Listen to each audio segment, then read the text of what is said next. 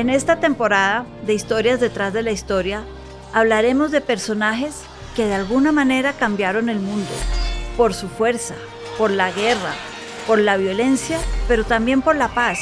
Personajes que nos dieron una nueva manera de entender el mundo y nuestra propia historia.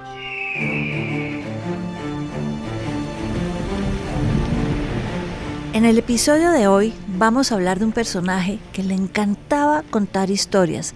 Tenía un don para la narrativa, dicen que maravilloso, cautivaba audiencias, gente, pero no escribía. Y sin embargo, conocemos sus viajes y sus relatos porque quedaron escritos. Un personaje que recorrió toda la ruta de la seda a pie y también la ruta de las especies, aquella que va por el sur, por el mar de la India, sube por el canal de Hormuz, el que conocemos hoy como el canal del Suez, y llega al Mediterráneo. Lo recorrió en barco, es decir, recorrió el mundo conocido en su época. Estamos hablando de Marco Polo. Y hay que decir, recorrió el mundo a pie y en barco. No a caballo, pues sí a caballo, pero no en grandes trenes o aviones como hoy. Y recorrió más de medio mundo, todo el mundo conocido en su momento. Estuvo también en África. Marco Polo, como les decía antes, es más que otra cosa un gran contador de historias. Desde chiquito, en Venecia, su ciudad natal, que era entonces un gran centro comercial, un cruce de caminos, Marco Polo desarrolló una gran curiosidad por todo lo extranjero. Todos esos mercaderes que llegaban del Medio Oriente, de la ruta de la seda, le encantaba hablar con ellos, hacerles preguntas y después llegaba a su casa ¿a qué? A contar historias, a hablar de otros países y de sus diferentes costumbres. Por eso, su padre Nicolò, un gran comerciante de Venecia, cuando ve esta curiosidad y sobre todo la habilidad que tenía Marco Polo para relacionarse con extranjeros, aprendía los idiomas rapidísimo, le ofreció cuando tenía apenas 15, 16 años que lo acompañara en su próximo viaje a China. Marco Polo, uno, tenía que obedecer a su padre en esa época, pero dos, estaba fascinado y maravillado ante la expectativa de tal viaje. Hay que decir que el papá de Marco Polo ya había estado en la China antes y había conocido al Khan, que era el nieto de Genghis Khan, de quien hablamos antes en otro episodio, que ahora gobernaba todas las tierras que había conquistado su abuelo, y es más, las había aumentado también. Se llamaba Kublai Khan, este nieto de Genghis Khan, y se había reunido en un primer viaje con el papá de Marco Polo y le había dicho, acá somos seculares, no creemos en imponer la religión de nadie, pero hemos visto que tiene una religión que no conocemos, la cristiana, así es que cuando venga, por favor traiga con usted algunos monjes que nos enseñen de la cristiandad. Yo quiero entender qué es eso, soy muy curioso y me gusta aprender de diferentes costumbres. Entonces Nicolò tenía la obligación, más o menos contraída con Kublai Khan, de volver y llevar con él monjes cristianos.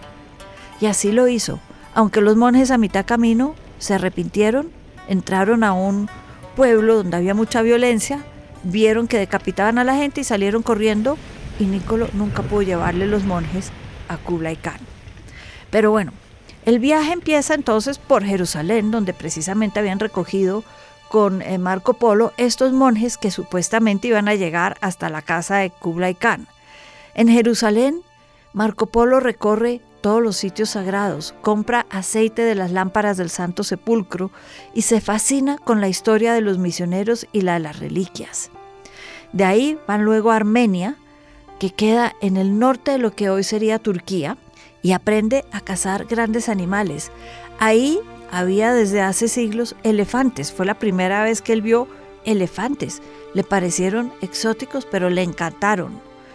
Se sorprendió mucho estando en esta parte de Turquía cuando le hablaron del monte Ararat. Hay que decir que era muy cristiano, se había emocionado en Jerusalén y ahora con el monte Ararat, que era supuestamente el sitio donde reposaba el arca de Noé. Y cruzando y caminando las montañas llegan a Bagdad. Bagdad era en ese momento la capital del mundo, un gran centro comercial, un gran centro de literatura, un gran cruce de caminos donde estaba la primera universidad, por ejemplo, que se conoce del mundo. Hablaban de derecho y de medicina, las dos grandes carreras. Los mejores médicos del mundo estaban en ese momento en Bagdad.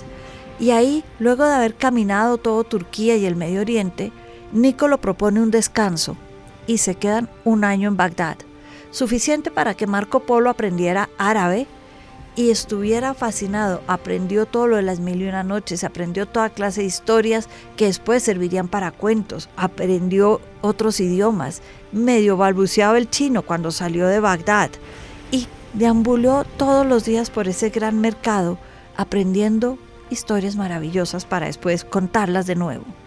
De Bagdad pasaron luego de un año a Persia o Irán, uno de los lugares que calificó como lo más caliente de la tierra. No le gustó mucho, prefirió Bagdad.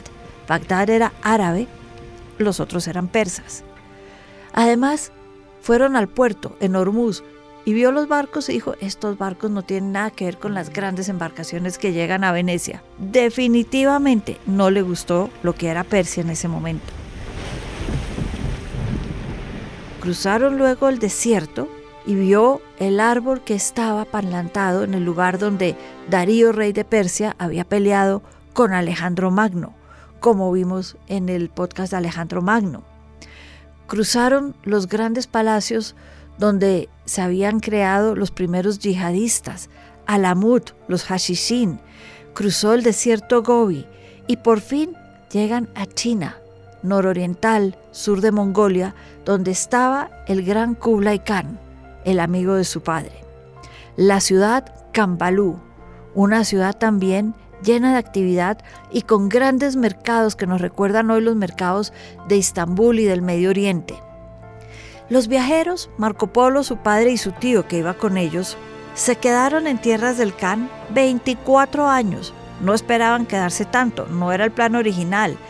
Pero Marco Polo, por su excelencia al hablar, por la manera en que se comunicaba con la gente, se le convirtió en indispensable a Kublai Khan y lo convirtió en su gran embajador. No lo dejaba irse y escaparse de Kublai Khan no era una opción. Como embajador estuvo en Tibet, lugar que le pareció bastante inseguro y nosotros hoy lo asociamos con un sitio de paz. Afganistán, Pakistán, India. Llegó a China, a Kinsai o Hangzhou de hoy, puerto que le maravilló, le encantó, le pareció fascinante. Dijo, sí se parece a Venecia y puede ser hasta mejor que Venecia. Estuvo en África también, estuvo en el sur, a las islas, estuvo en las islas de Java, ahí conoció la pimienta, la nuez moscada, los clavos de olor, especies que nos recuerdan las galletas de Navidad y que se llevó para Italia. Vio caníbales en Sumatra y llegó hasta la tumba de Gautama Siddhartha, el fundador del budismo en India. Recorrió el mundo entero que se conocía en ese momento. Se llevó piedras preciosas de la India, rubíes, zafiros, esmeraldas. Vio un mundo distinto al de él y lo vio a caballo, en barco y a pie. Se caminó el mundo, podríamos decir, literalmente, y lo conoció como ninguno. Y si hoy en día todo esto nos suena lejano, remoto, imagínense lo que era recorrerlo a pie. Por fin, después de 24 años, regresan a Venecia. Hay toda clase de historias, que Kublai Khan lo dejó partir, que fueron escoltando una princesa que iban a dar de Mongolia, que iban a dar de dote a un rey en Persia y aprovecharon la estadía en Persia para escaparse. Otra que dice que no se escaparon, que estando en Persia se enteraron de la muerte de Kublai Khan y decidieron que ya no tenían por qué volver o regresar a la gran ciudad del Kublai Khan, a Kambalú, y se fueron para Venecia. El caso es que regresaron a Venecia cargados de oro, de piedras preciosas y de riqueza. Pero cuando llegaron a su casa el primer día, no los reconocieron.